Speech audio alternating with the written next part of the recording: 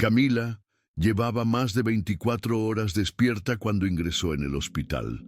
Trabajaba como auxiliar de limpieza en un hotel barato del centro de Madrid y acababa de terminar su turno de noche cuando Matías empezó a convulsionar. El niño temblaba sin parar, con los ojos en blanco, el cuerpo flácido, la piel blanca como una vela. No había tiempo para llamar a nadie ni para coger un autobús. Corrió con él en brazos por calles que olían a basura vieja y gases de escape, pasando junto a gente que ni siquiera la miraba. Al entrar en urgencias, con el pelo pegado a la frente y todo el cuerpo cubierto de sudor frío, gritó con todas sus fuerzas pidiendo ayuda. Pero nadie apartó la mirada.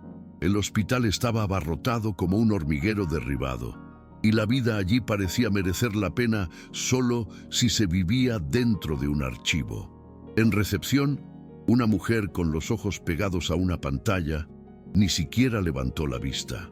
«Tiene que rellenar el formulario», dijo, como si fuera cajera de supermercado.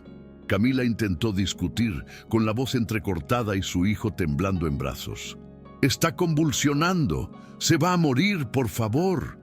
La mujer simplemente repitió que todos allí tenían prisa y que debía esperar a que la llamaran. No había compasión, ni duda, ni ira, solo un protocolo vacío saliendo de la boca de alguien demasiado cansado para que le importara. Camila estaba sentada en un banco de plástico duro. El niño aún se debatía ligeramente en sus brazos, con los ojos blancos y la boca morada en las comisuras. Lo sostenía como si su pecho fuera un chaleco mortuorio.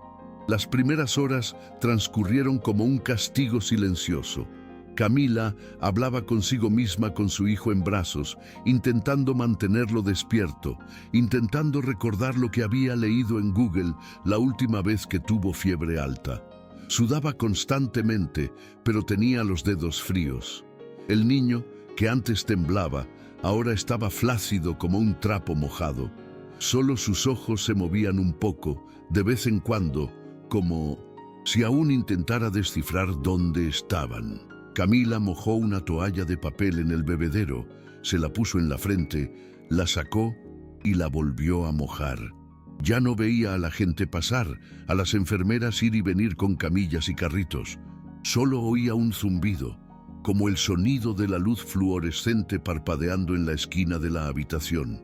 Un niño tosió con fuerza a 2 sillas de distancia y un anciano vomitó discretamente en una bolsa. Nadie se miró. Era como si todos allí se avergonzaran de existir en ese estado. A la 1:04 p.m. miró el reloj digital colgado en la pared.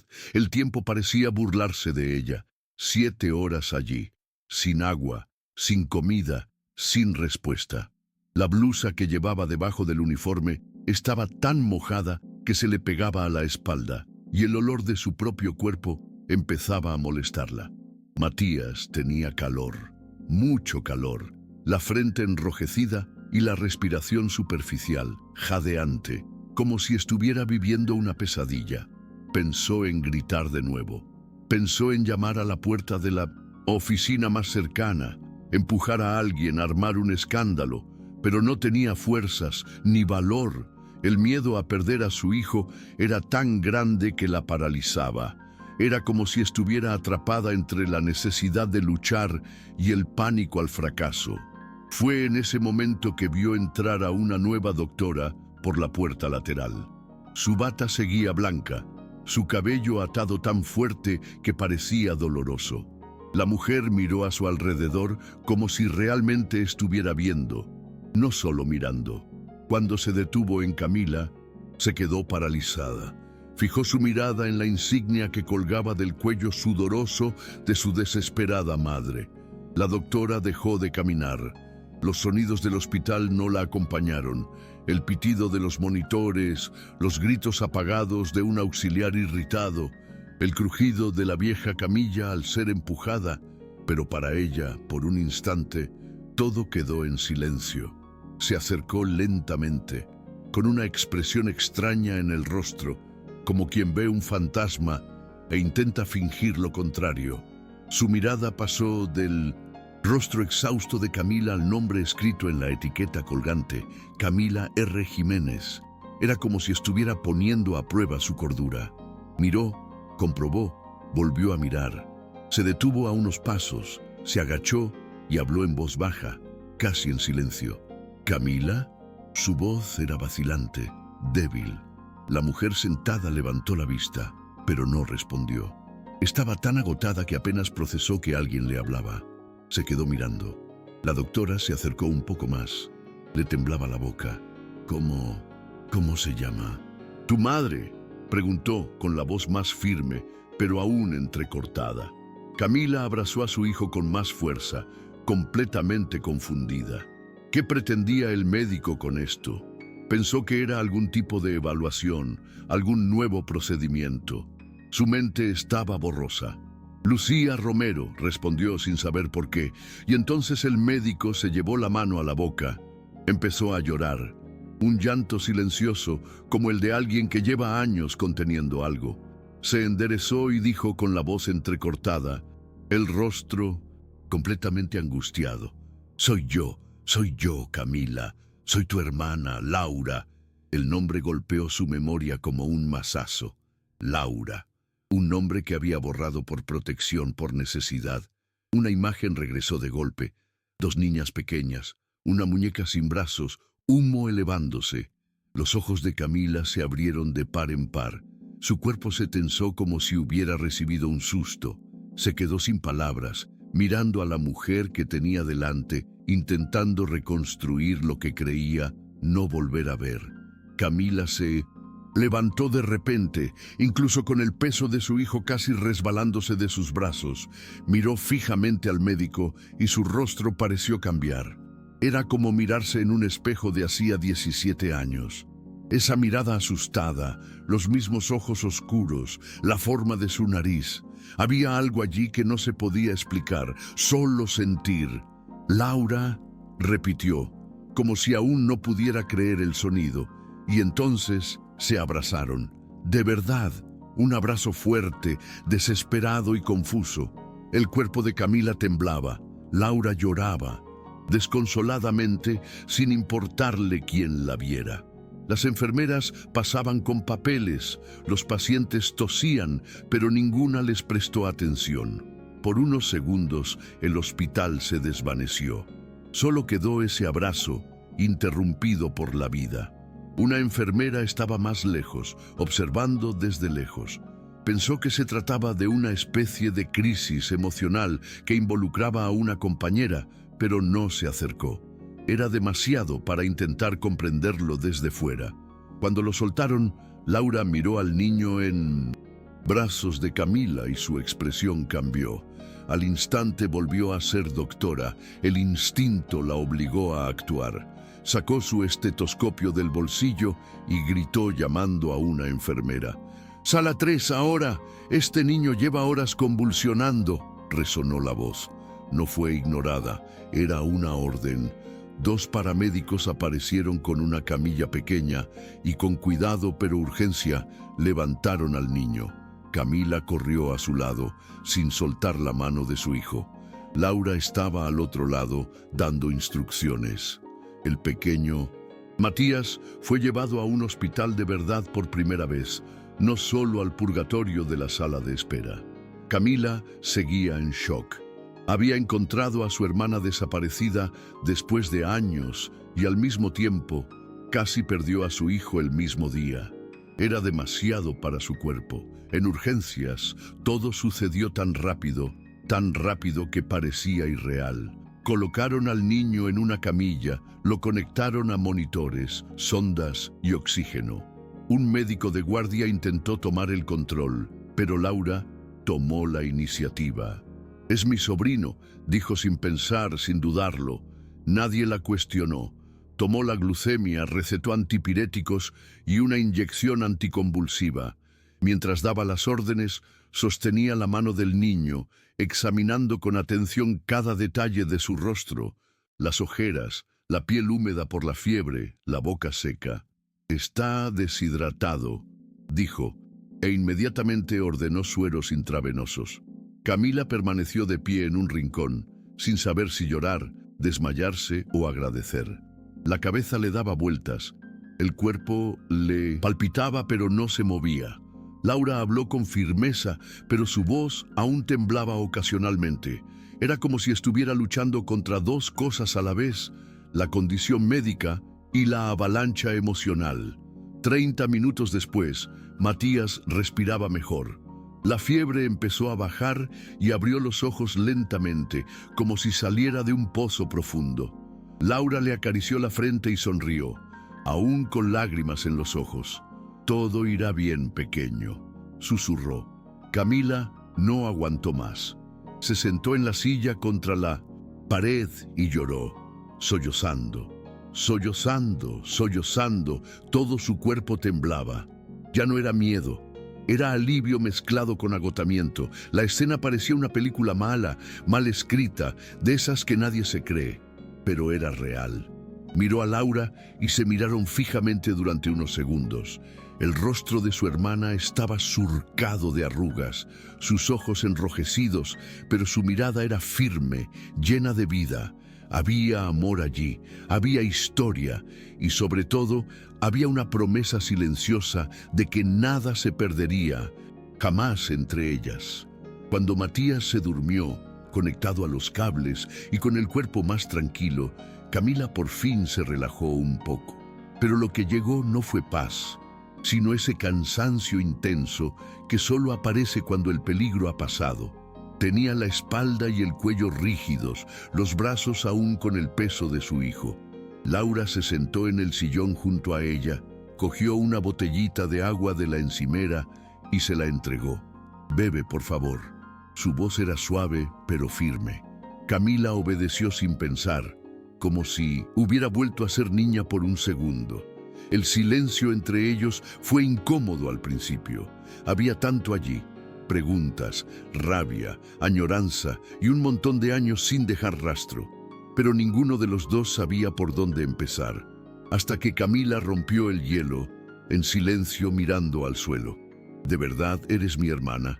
Su voz era insegura, suspicaz, como si aún esperara despertar de una pesadilla. Laura negó con la cabeza, con los ojos húmedos de nuevo. «Lo soy. Yo te he estado buscando durante tanto tiempo». Sacó el teléfono del bolsillo, abrió una carpeta de fotos y se las mostró. Eran recortes de periódico viejos, fotos de la casa quemada, un informe policial con los nombres de las dos hermanas, una carta escrita a mano, ciertamente de una niña. «Esta era yo tratando de recordarte, tratando de encontrarte». Camila cogió el teléfono con manos temblorosas.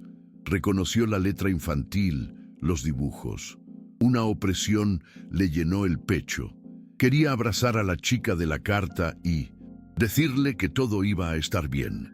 Pero no había estado bien. Fueron adoptadas por familias diferentes, creciendo sin contacto, sin respuestas. Camila recordaba haberle preguntado a su madre adoptiva varias veces, pero siempre escuchaba que no era bueno vivir en el pasado. Nunca estuvo segura de si su hermana había sobrevivido al incendio. Y ahora, aquí, estaba viva, una doctora. Bueno, la vida les había dado a ambas una mano casi cruel.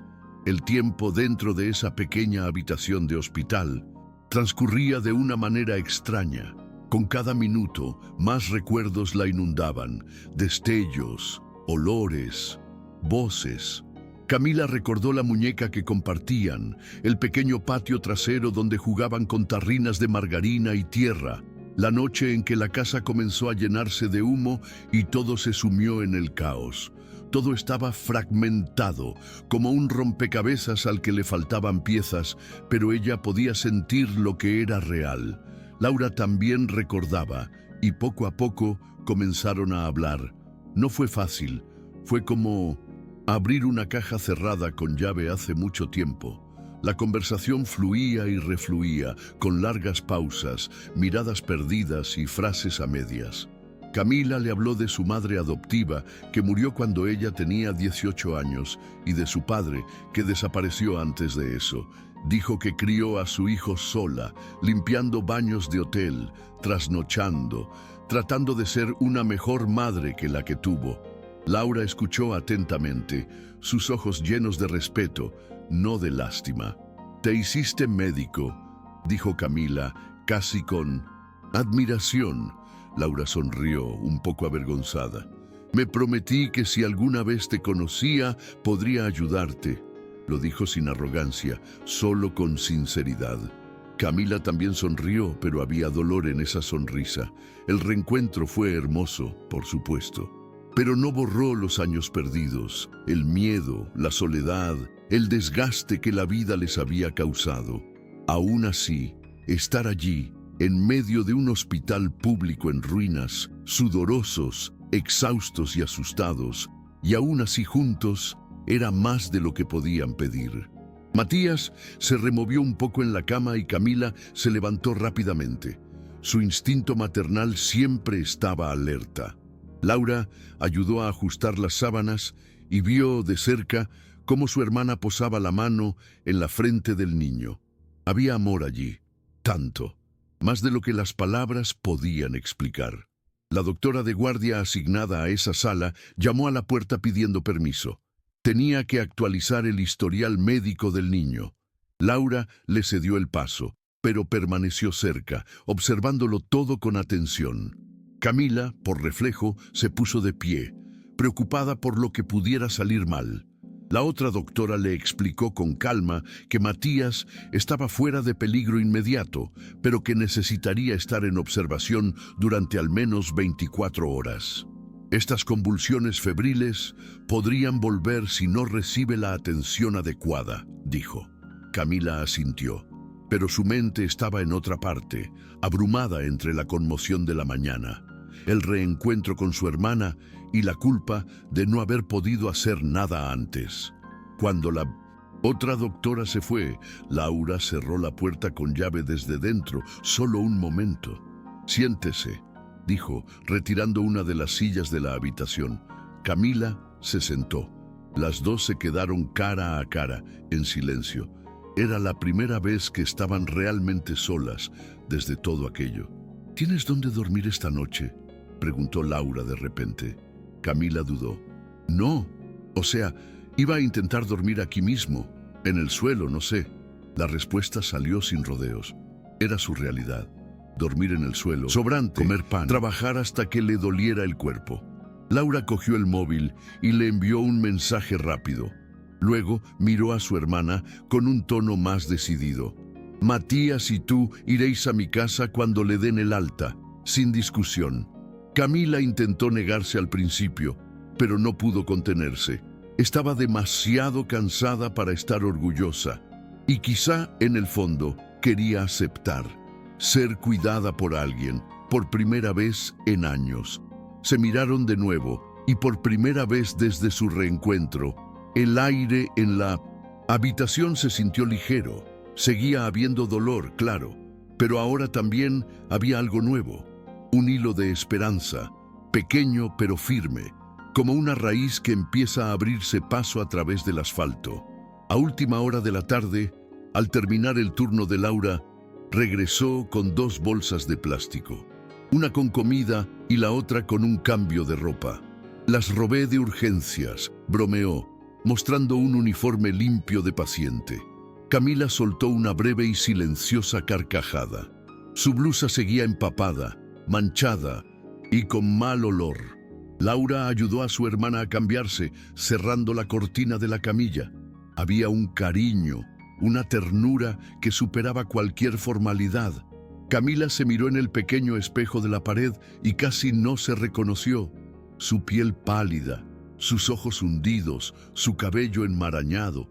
Pero había algo en sus ojos que no había estado allí esta mañana. Algo como presencia, como si volviera a su propio cuerpo tras años de sobrevivir en piloto automático. Matías seguía durmiendo, sudando, respirando bien. Una de las enfermeras entró y anunció que lo llevaban a la sala de pediatría para pasar la noche. Camila la acompañó. No se movió. Laura la siguió. En el nuevo ala, Todo estaba un poco más tranquilo, más organizado, menos caótico. Seguía habiendo ruido, sí, aún se sentía el olor a desinfectante viejo y a niños llorando, pero al menos el ambiente era diferente. La enfermera encontró una cama decente para el niño y le dio a Camila un sillón reclinable. «Duerme aquí si quieres», dijo con más humanidad que nadie en todo el día. Laura se quedó de pie, apoyada contra la pared, observándolos a ambos. «Volveré mañana por la mañana», dijo antes de irse. «Pero avísame si pasa algo». «Te contesto». Camila negó con la cabeza, sosteniendo el celular prestado. Después de un día entero, sin saber si su hijo sobreviviría y sin saber de la existencia de su hermana, ahora estaba allí, acostada a su lado, y sintiendo, por primera vez en mucho tiempo, que no estaba completamente sola en el mundo. Cuando apagaron las luces de la sala de pediatría, solo quedaba el tenue resplandor del pasillo filtrándose por las rendijas. Camila no podía dormir. Estaba tumbada en la silla inclinada, con una fina manta cubriéndole las piernas, y el leve sonido de los monitores llenaba la habitación tanto que podía sentirlo en el pecho. Matías se movía de vez en cuando, gimiendo suavemente, pero dormía. Miraba al techo, con el cuerpo dolorido, la mente aún acelerada. La escena de esa mañana se repetía una y otra vez en su cabeza. La recepcionista diciéndole que esperara, los ojos vacíos de su hijo, la sensación de que nadie la miraba, y en medio de todo, ese rostro, el rostro de la hermana que creía no volver a ver. Costaba creer que todo hubiera sucedido en menos de un día. Parecía que había pasado una década allí dentro. Tomó su teléfono y reanudó la conversación que Laura había iniciado antes. Solo había una frase: «Escríbeme si necesitas algo, cuando quieras». Camila se quedó mirando la pantalla unos segundos. Luego escribió algo simple: «Gracias», y pulsó enviar. No recibió respuesta de inmediato, pero no la necesitaba. Lo importante no era lo que la otra persona diría, era lo que ese gracias transmitía. Una especie de rendición, de aceptación, de reconexión. Cerró los ojos e intentó descansar. Todavía tenía miedo, por supuesto. Todavía sabía que la vida seguiría siendo difícil, pero ahora había alguien al otro lado, y eso lo cambió todo. Lo que empezó con un grito ignorado en urgencias terminó con una puerta abierta. No solo a una habitación, sino a una vida entera que podía empezar de nuevo. A la mañana siguiente, Matías se despertó con hambre. Pidió pan, mantequilla y jugo. No le había vuelto la fiebre. La enfermera le revisó los signos vitales y le dijo que si todo seguía estable, podría irse a casa más tarde ese mismo día. Camila le envió un mensaje a Laura para avisarle. La respuesta llegó casi al instante. «Pasaré a las 5. Nos vamos a casa». Era extraño pensarlo. Tener un lugar a donde ir. Miró a su hijo y sonrió. Por primera vez en mucho tiempo no tuvo que fingir. La sonrisa era genuina, simple, real. Matías le apretó la mano y preguntó con la voz ronca: «Mami, ¿nos acompaña el médico?» Camila asintió. «Sí, hijo. Sí, sí». Y volvió a cerrar los ojos, en paz. No hubo magia. No hubo un final de telenovela. Al salir del hospital, aún quedaban facturas por pagar, cansancio acumulado, pañales que comprar. Pero ahora había más, una red. Alguien que conocía su dolor sin que ella tuviera que explicárselo. Laura las llevó a ambas a su apartamento, armó un rincón con un colchón y almohadas y les dijo que podían quedarse todo el tiempo que necesitaran. Camila no quería aceptarlo gratis. Dijo que podía limpiar, cocinar, ayudar con lo que necesitara. Laura simplemente rió y respondió: «Haremos esto juntas, como debía haber sido desde el principio». No necesitaron hablar mucho después de eso. El silencio entre ellas era cómodo, familiar, como si el tiempo perdido no se hubiera borrado, sino al menos remendado con algo de dignidad.